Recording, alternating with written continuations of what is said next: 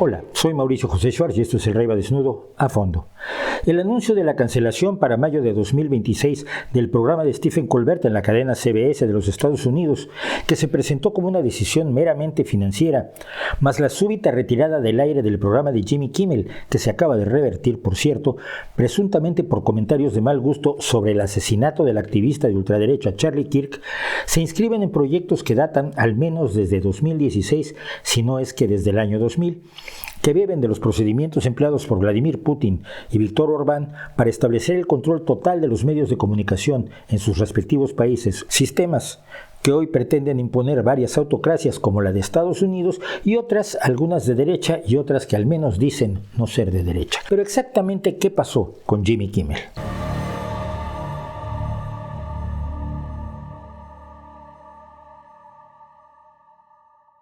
El lunes 15 de septiembre, este presentador, que ha estado al frente de su programa de Late Night Live with Jimmy Kimmel desde 2013, comentó lo siguiente respecto de la reacción del entorno de Trump, los llamados MAGA por su lema Make America Great Again, ante el asesinato de su activista favorito de extrema derecha, Charlie Kirk.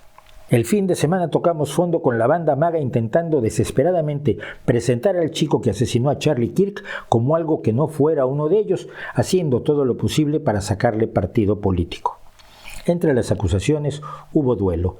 El viernes la Casa Blanca izó las banderas a media asta, lo que generó algunas críticas, pero a nivel humano se puede ver lo duro que está haciendo esto para el presidente. Habiendo dicho esto, mostró un vídeo de un reportero que le preguntaba a Trump cómo se encontraba tras la muerte de Kirk, a quien había definido como un cercano amigo suyo. Creo que muy bien, respondió Trump, para luego dejar de lado completamente el asesinato y a la víctima y decir, por cierto, justo allí donde se ven todos los camiones, acaban de comenzar la construcción del nuevo salón de baile de la Casa Blanca, algo que llevan intentando conseguir, como saben, unos 150 años y va a ser una maravilla. Ante esta clara muestra de indolencia, Kimmel dijo, sí, está en la cuarta etapa del duelo, la construcción, demolición, construcción. Así no es como un adulto llora la muerte de alguien a quien consideraba amigo.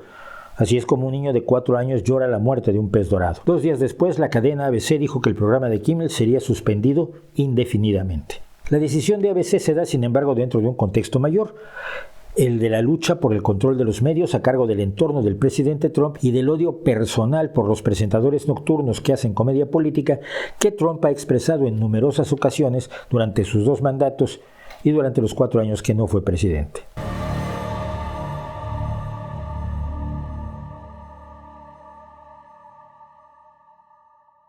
Los late night shows o programas de noche profunda se han ido convirtiendo en los espacios de mayor libertad para la crítica política en la televisión abierta de los Estados Unidos, llegando a ser considerados una mejor fuente de información que algunos programas noticiosos, informativos o de opinión.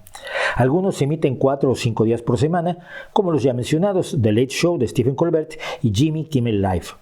Están además The Tonight Show de Jimmy Fallon y Late Night with Seth Meyers. Y están los semanales The Daily Show de Jon Stewart, Last Week Tonight de John Oliver y Real Time with Bill Maher. Desde su primer mandato, Donald Trump ha hablado con frecuencia, decíamos, contra estos presentadores que han sido mordazmente críticos con sus presidencias.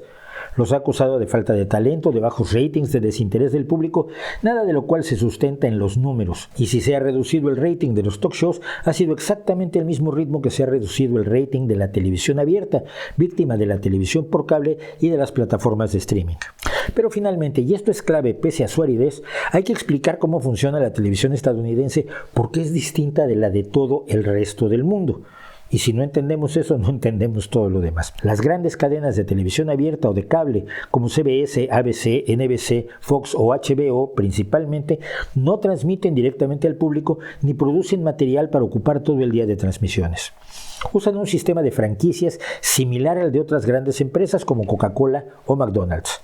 Las televisoras de las distintas comunidades, ciudades o poblaciones de Estados Unidos deciden afiliarse a una u otra de estas cadenas y retransmiten su material en todo o en parte. Transmiten noticias, información, series dramáticas, policiales, de aventuras, juegos, deportes y televisión nocturna como los late night shows. Las televisoras locales deciden qué parte de ese material retransmitirán y qué producciones propias deben tener. Noticias locales, asuntos comunitarios, cobertura de actividades, ferias, competiciones, música, etc. a nivel local. Este sistema al principio permitía que una empresa tuviera solo 5 estaciones locales de televisión, estuvieran afiliadas o no a la cadena que prefiriera. Una sola empresa podía tener televisoras que estuvieran una afiliada a ABC, otra a NBC y otra a CBS. Las cadenas también tenían sus propias televisoras locales solo en los grandes mercados como Nueva York, Chicago o Los Ángeles. Todo ello está controlado y regido por la Comisión Federal de Comunicaciones, Federal Communications Commission, FCC.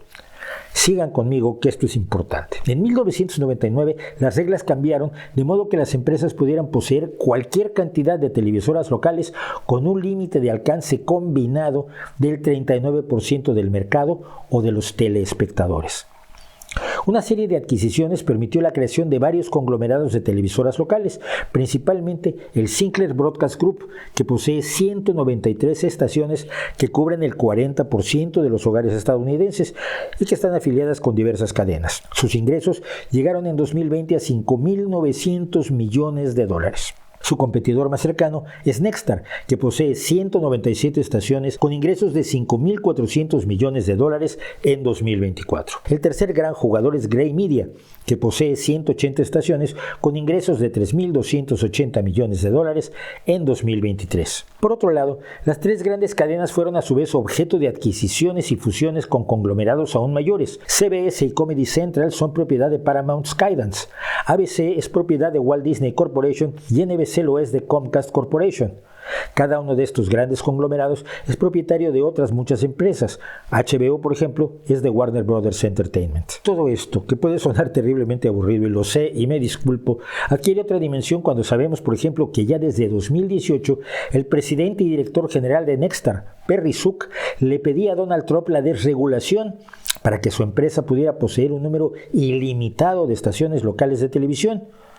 O que el presidente y director general de Sinclair, David D. Smith, cuyos presentadores de noticias han sido obligados a leer guiones idénticos en todas sus estaciones repitiendo los ataques de Donald Trump contra los medios tradicionales, le había dicho a este durante la campaña de 2016, estamos aquí para transmitir su mensaje. Más allá de las simpatías que quienes controlan los grandes medios en los Estados Unidos puedan o no sentir por Trump, el proyecto controlador del gobierno de Trump les conviene. Y además necesitan autorizaciones del gobierno de Trump, de oficinas como la FCC o el Departamento de Justicia, para realizar fusiones y adquisiciones que incrementen la fortuna de sus accionistas. La mayoría de sus accionistas, por cierto, desconocidos para el público. Y al mismo tiempo, les suele convenir tener programas que no reflejen sus ideologías o principios personales, pero que resuenen con el público que sintoniza sus emisiones y que es lo que permite cobrar por publicidad. Están perfectamente dispuestos a transmitir programas progresistas, de avanzada y hasta de izquierda si tiene buenos ratings. Así, por ejemplo, solo hay un caso verdaderamente escandaloso de que un programa de éxito, The Smothers Brothers Comedy Hour, fuera cancelado por motivos políticos, por su postura crítica al presidente Nixon y a la guerra de Vietnam. Esto ocurrió en abril de 1969. Pero el control de los medios es el sueño de todo autócrata, y Vladimir Putin estableció un mecanismo sólido para hacerlo: obligar a que los medios se entregaran a los suyos.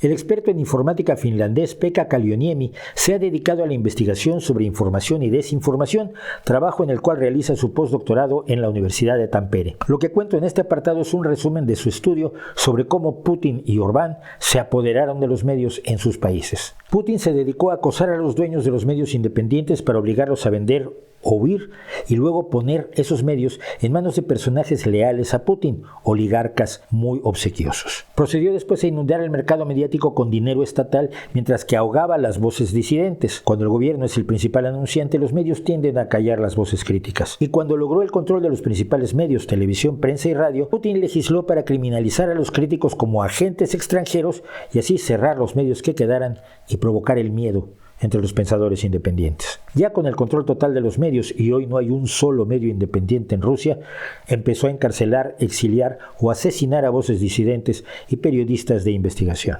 Orbán hizo exactamente lo mismo con aliados que adquirieron casi todos los principales medios de comunicación húngaros, formando un imperio mediático, la Fundación Centroeuropea de Prensa y Medios, a quien otorgó impunidad absoluta.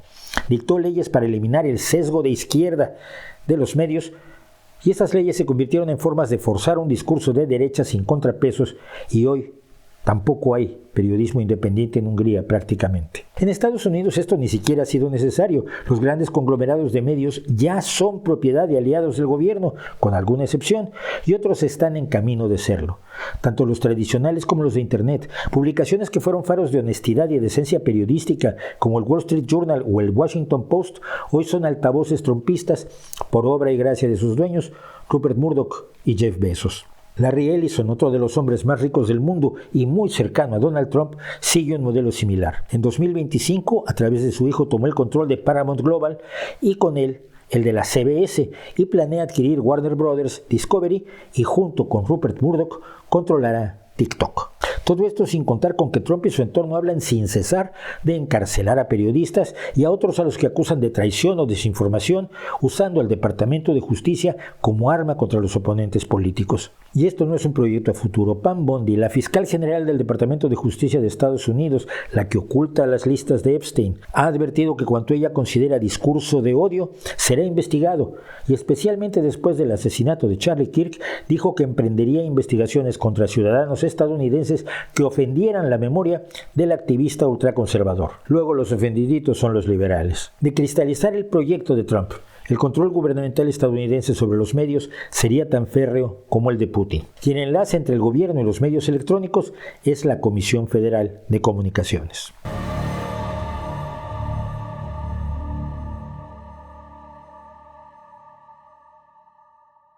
En abril de 2023, el think tank ultraconservador The Heritage Foundation publicó el llamado Proyecto 2025, proyecto de transición presidencial, también intitulado Mandato para el Liderazgo, la promesa conservadora. No había nada secreto en sus 920 páginas, nada de conspiración, ni susurros en sótanos a los que se accede con un santo y seña discretísimo, sino un proyecto abierto para que una vez alcanzado el poder con la toma de posesión de Trump en febrero de 2025, se pusieran en marcha una serie de acciones para instalar en todas las dependencias, oficinas e instancias independientes del gobierno a personas ciegamente leales al más extremo conservadurismo y desactivar todo pensamiento progresista o de avanzada. Hablamos ampliamente del proyecto en este canal en julio de 2024, pero en general la sensación ante la difusión del proyecto 2025, incluido este video, era que el proyecto no pasaba de una fantasía conservadora, de un sueño imposible que no iba a ponerse en práctica y que todo lo que se temía que podía hacer Donald Trump era una exageración. Y no lo ha sido. En la página 877 del proyecto 2025 se desarrolla un análisis de la Comisión Federal de Comunicaciones a cargo de un sujeto llamado Brendan Carr, quien por entonces era comisionado de esa oficina, nombrado por el Partido Republicano. Durante muchos años, Carr ha expresado opiniones contrarias a la libre expresión, conspiranoicas, especialmente durante la pandemia de COVID-19, y ha defendido que se castiga a las televisoras con supuestos sesgos anticonservadores. Y cuando un comité del Congreso exigió por carta que los proveedores de televisión por cable respondieran a la preocupación de que sus programas habían atizado la desinformación sobre un supuesto fraude electoral en la elección de 2020, Carr describió la misiva como una violación escalofriante de la libertad de expresión. La lista de actos, declaraciones y tomas de posición de Brendan Carr está debidamente documentada. Ya en diciembre de 2024 se hablaba de su deseo de revocar las licencias de transmisión de televisión para quienes fueran injustos con Trump o con los republicanos en general, y ha argumentado que los transmisores de televisión deben actuar según los intereses del público. Claro que al redefinir esos intereses se puede llevar a la cancelación de la licencia. Las licencias de transmisión no son vacas sagradas, declaró Carr, y al hablar de una queja de distorsión de noticias relacionada con la NBC, recordó que había un negocio pendiente entre Skydance y Paramount. Como leal a Trump y al más extremo conservadurismo, como lo exhibe aquí, con un botón con la cara de Trump en oro, Brendan Carr fue nombrado como futuro director de la FCC en diciembre de 2024. Ante lo dicho por Kimmel, que no parecería tan grave y que ciertamente no se refería ni a Kirk ni a su asesinato, sino a las reacciones del entorno de Trump y del propio presidente, Brendan Carr apareció como invitado el 17 de septiembre en un podcast de extrema derecha, The Benny Show, donde dijo, entre otras cosas, que se buscaba mentirle a los estadounidenses en lo que parece ser una acción de Jimmy Kimmel para reforzar la narrativa de que se trataba de una persona con motivaciones republicanas o de MAGA. Si eso es lo que sucedió aquí, su conducta es realmente repugnante. A continuación, Brendan Carr advirtió que las televisoras tienen licencia otorgada por la FCC y eso conlleva la obligación de operar en beneficio del interés público, para luego amenazar con tono de gángster de película mala. Cuando vemos cosas como esta, podemos hacerlo por las buenas o por las malas. Estas empresas pueden encontrar maneras de cambiar su conducta para tomar medidas. Y continuó, obviamente hay peticiones para el despido de Kimmel. Creo que, como saben, sin duda se podría ver un camino a seguir para la suspensión por esto. Y luego sugirió un camino claro a seguir. Francamente creo que ya es hora de que muchas de estas televisoras con licencia se opongan a Comcast y Disney y digan vamos a suspender y no vamos a emitir más a Kimmel hasta que se aclare esto. No bien hizo Carr estas observaciones, Nexstar emitió un comunicado anunciando que los afiliados de Nexstar a ABC suspenderán la transmisión de Jimmy Kimmel Live indefinidamente a partir de esta noche. Y Sinclair hizo lo propio en un comunicado en que señalaban incluso que apreciaban las palabras que había dicho el director Carr esa misma mañana. Nexstar tiene 28 canales afiliados a la cadena ABC y Sinclair tiene 39. Ese 17 de septiembre se transmitió el último programa de Kimmel suspendido por su productora ABC.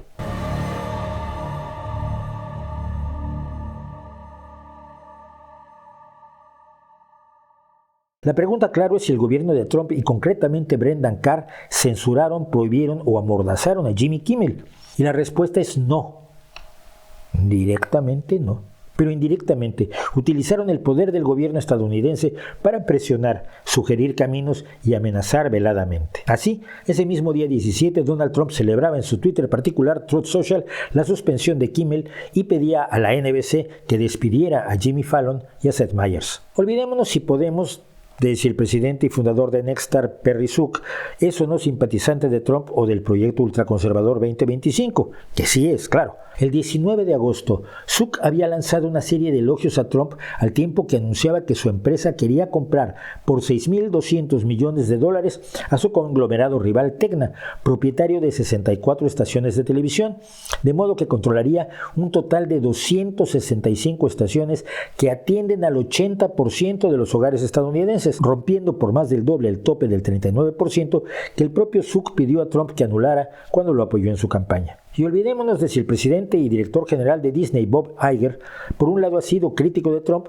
y por otro se rindió rápidamente para pagar una demanda de $16 millones a Trump por difamación, sin ir a un juicio que todos los expertos decían que Disney ganaría. Pero desde agosto Disney hizo un trato con la Liga de Fútbol Americano, NFL, que le permitiría comprar toda la biblioteca de contenidos de la liga, la historia visual de ese deporte y otras propiedades de la liga a cambio, entre otras cosas, de un 10% de la red deportiva ESPN que Disney también posee. Para cerrar este negocio necesita la aprobación de la FCC y del Departamento de Justicia. Brendan Carr y Pam Bondi, leales a Trump, poco interesados realmente en las leyes. Es decir, que la cancelación de Kimmel, más que un acto de lealtad ideológica, fue un acto de lógica financiera. Solo así se explica que el 22 de septiembre ABC anunció que Kimmel volvería a las pantallas el día siguiente. Para algunos esto era un triunfo de la libre expresión, un triunfo de la izquierda o de lo que en Estados Unidos pasa por izquierda. Para otros era resultado de la presión del anterior presidente de Disney,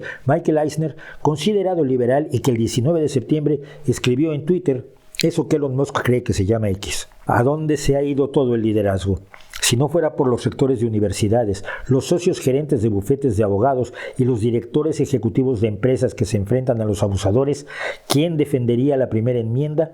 La suspensión indefinida de Jimmy Kimmel inmediatamente después de la agresiva pero hueca amenaza del presidente de la FCC a Disney es otro ejemplo de intimidación descontrolada. Quizás la Constitución debería haber dicho: el Congreso no promulgará ninguna ley que restrinja la libertad de expresión o de prensa, excepto por interés político o económico propio.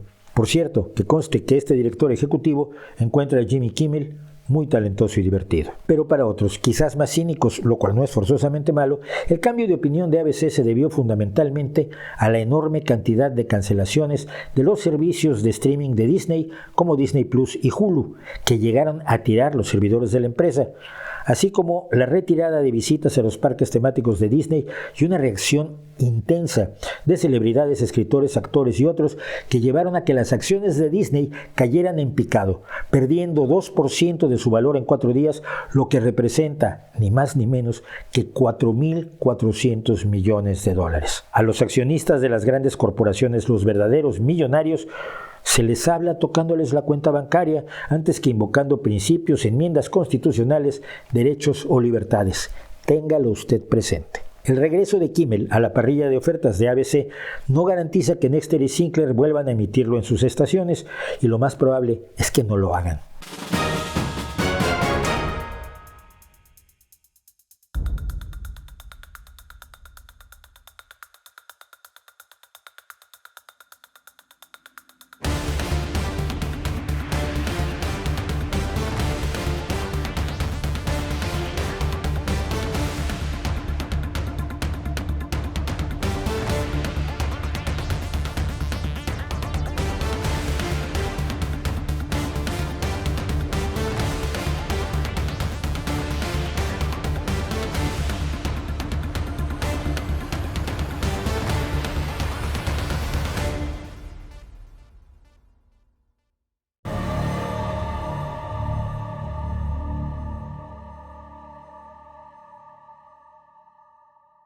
El proyecto de apropiación de los medios y de acallamiento de los críticos no es, por supuesto, únicamente un embate gubernamental. En España, por ejemplo, en los últimos años se ha visto el surgimiento de una plétora de medios de derecha y ultraderecha, sobre todo diarios digitales, generalmente regados con dinero por los gobiernos regionales del Partido Popular, además de que las principales cadenas de televisión privadas ya son portavoces del conservadurismo. Esto no quiere decir que no se pueda ser de derecha y ser un periodista honesto, a más de uno he conocido yo.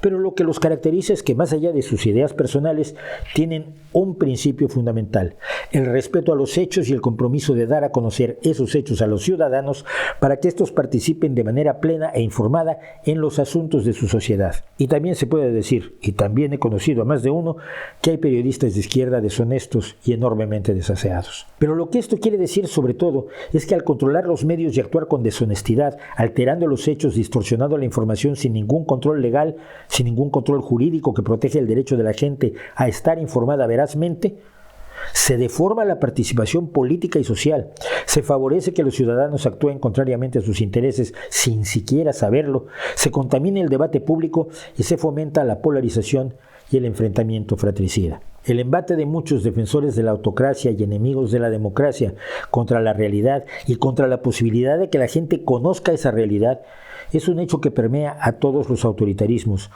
estén en el gobierno o en la oposición. Imagínese usted, por ejemplo, que YouTube se viera presionado a través de su empresa madre para que acallara todas las voces que no se ajustan a la ultraderecha, que no se ajustan a Trump, a Orbán, a Putin, a Le Pen, a Abascal. Podrían desaparecernos a todos oprimiendo un botón. La batalla de la libre expresión nunca se gana, como ya mencionamos. Se pelea a diario y cuando se pierde durante mucho tiempo. La derecha y el autoritarismo en general, que lo hay de izquierda, saben perfectamente que la libertad de expresión, de opinión y de información es su enemiga. Por ello actúan intensamente contra ella. Y los únicos que pueden defenderla, como ya lo comentamos aquí hace no tanto tiempo, somos nosotros, todos, como ciudadanos que exigimos conocer los hechos para construir el futuro, y mientras mejor conozcamos los hechos, mejor futuro vamos a construir. ¿No cree usted?